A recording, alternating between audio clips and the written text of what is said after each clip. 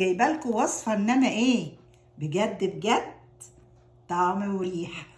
ومعانا كوسة متخرطة بالشكل ده، معلقتين دقيق، نص معلقة ملح، نص معلقة بابريكا، وهنقلبهم كويس، ومعلقتين زيت وعلى البوتاجاز، وهنقلبهم لحد ما يستووا.